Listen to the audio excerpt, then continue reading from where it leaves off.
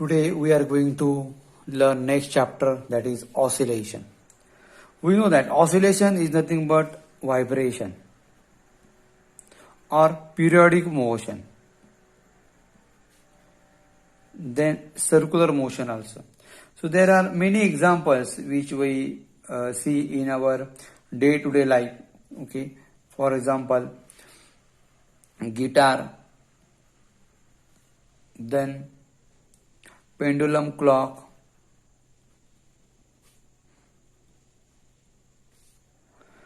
then sewing machine,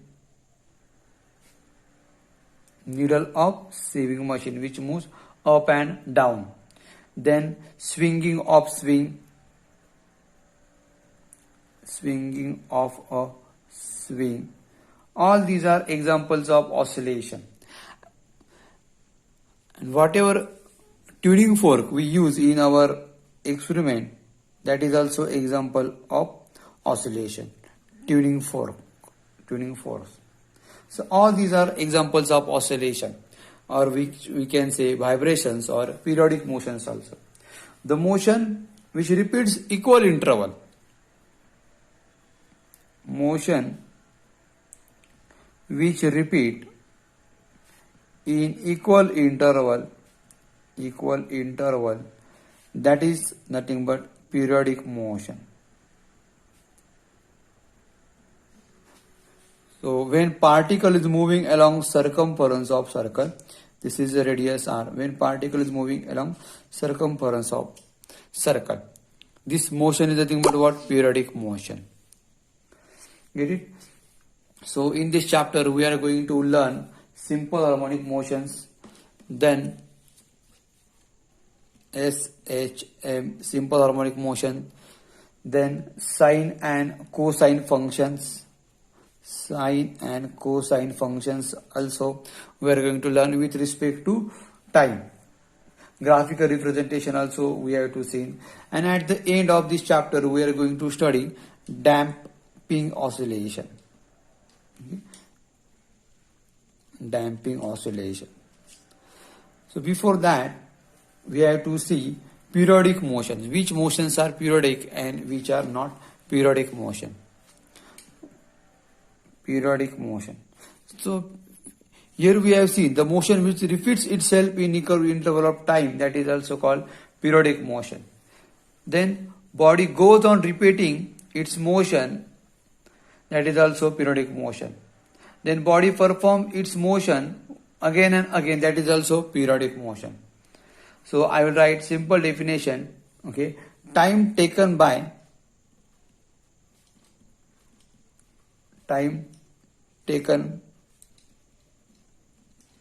particle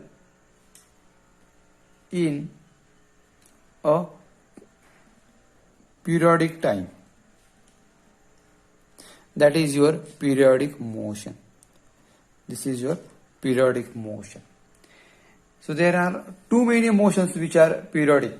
For example, moon is revolving around earth. Then electron is revolving around nucleus. Electron is revolving around nucleus. So many examples of periodic motion. So one more thing we have learned in first chapter, that is UCM. We know that uniform circular motion, that is also periodic motion. But one more statement here we have to learn. All motions are periodic. Okay, but all periodic motions are not oscillatory. How that we have to show it. Okay, I will write here one statement. Every oscillatory motion is periodic. But every periodic motion is not oscillatory. We will see it by example. How is it possible?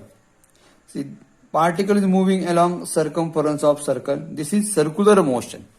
This is circular motion, but not oscillatory motion. Then motion of fan. Okay, blades of these fans are performing circular motion. They are performing circular motion. These are not oscillatory motion. So every motion is a oscillatory motion, but every periodic motion is not oscillatory. That is very important. Every periodic, this word is very important. Get it clear? So circular motion is periodic but not oscillatory. That also we can say. Circular motion is periodic but not oscillatory. This is difference between them. So sewing of a Shilai machine, that needle which move up and down, okay, this is your oscillatory motion.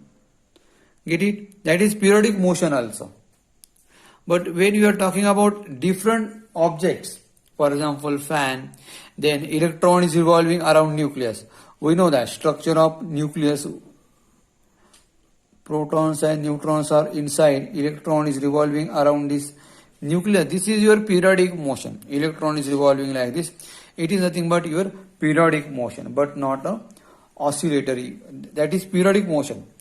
Oscillatory motion. But how which we can say oscillatory? It is not moving to and fro motion. So that it is not oscillatory motion. When motion is move to and fro motion,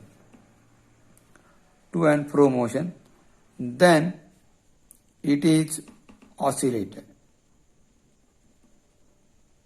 It is oscillatory, or it is nothing but a oscillation. So on the basis of that, we have to see frequency also, then linear simple harmonic also, then circular motions also. So after that, we have to see linear simple harmonic motion. Is it that we are going to see now? Linear SHM. So SHM stands for what? Simple harmonic motion. Simple harmonic motion.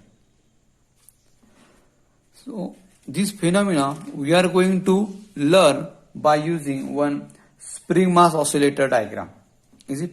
Now consider here, one spring we have attached here.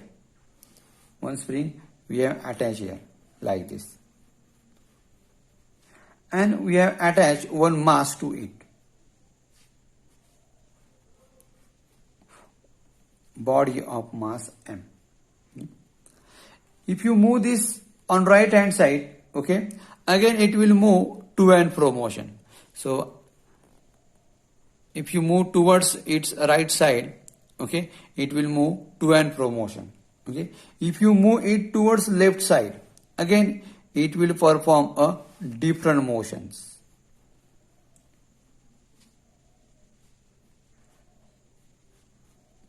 A means mass of this. Get it? This is relaxed position. Now we have to consider its compressed motion. That is like this. A means mass of the block. Now this is rest position. Second, this B position is rest position. A, B and C. Okay. So this is mean position. This is extreme position. This is also extreme position. Fine. The position at point C, position at this point A, that is also extreme position. Now, if you move this block in this way, force will be minus kx. Okay. So force will be in this direction. If you move this spring this direction, force will be in this direction. Okay. Similarly, here also. Okay. F equal to what? Minus kx. Force will be in this direction. Okay. If you compress spring towards left side, force will be in this direction. If you release spring towards right side, force will be in inward direction. And this is the rest position, that is F equal to 0, relaxed position. Okay. So in short, we call it as a stretch position. this is a relaxed position, and this one is nothing but your compressed position. This is compressed position. So F equal to minus kx, it indicates what? F equal to minus kx. This term we have to see. We know that force is directly proportional to x. If you apply force in this direction, this x will be what? Displacement. Here also, if you apply force in this direction, then x will be the displacement. So force is directly proportional to displacement, and F is equal to minus kx, where k is constant. Where k is constant. Okay, and it depends upon the elastic properties of spring. This k is depend upon elastic properties of spring. You can ask me questions, sir, why there is a negative sign? It indicates force and displacement are in opposite direction. See, displacement in this direction, force will be in this direction. Both are in exactly opposite direction. Here also, force will be in this direction, displacement will be in this direction. So both are in opposite direction. So negative sign indicates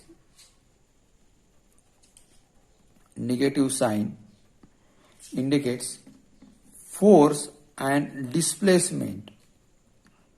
Force and displacements are in opposite direction. Both are in opposite direction. This is nothing but your F is equal to minus kx.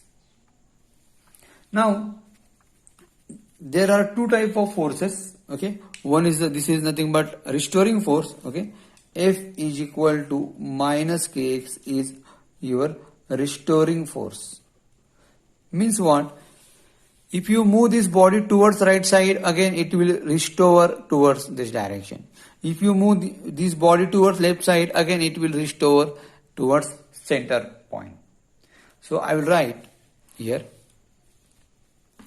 F is equal to MA, this is equation 1.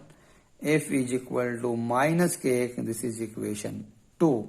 So from 1 and 2, we can say that MA is equal to minus kx.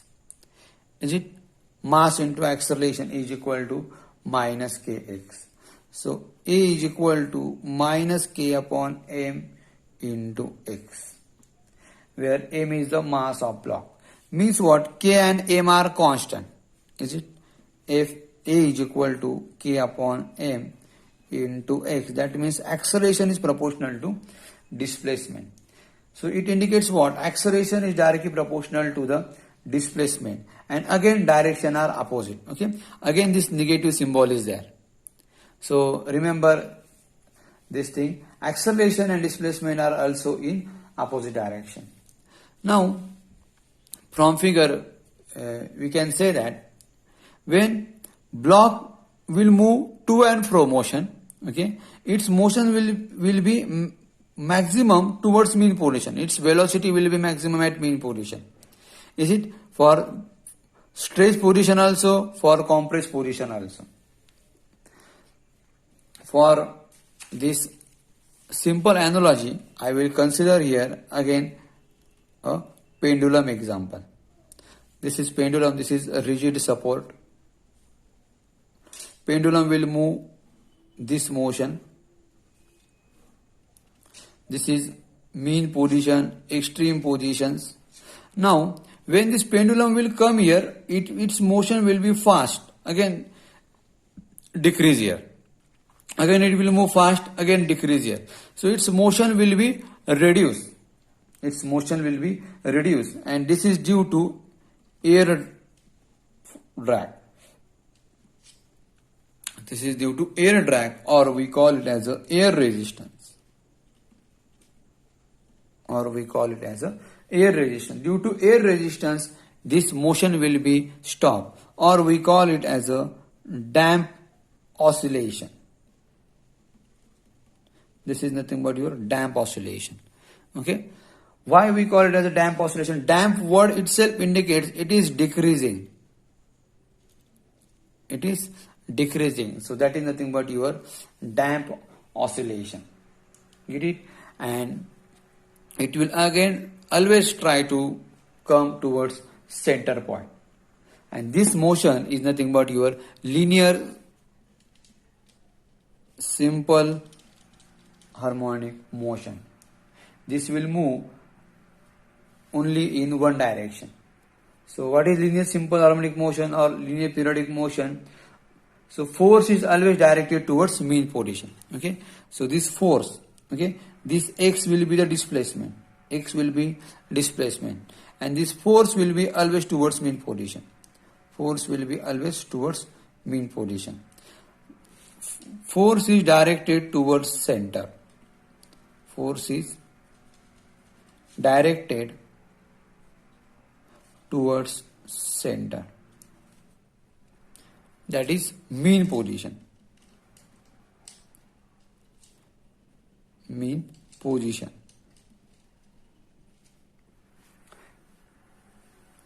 So shortly we can say force is always directed towards mean position and its magnitude is directly proportional to the displacement. Force is directly proportional to the displacement and F is equal to minus kx. So this is F is equal to minus kx, which is required equation. Fine. Okay. So on the basis of that, we have to see sine wave also, then cosine wave also. All these motions we have to see. So linear motion we have seen. Linear means what? Straight line. And oscillatory motion also we have to see. So that we will see in our next lecture. Thank you.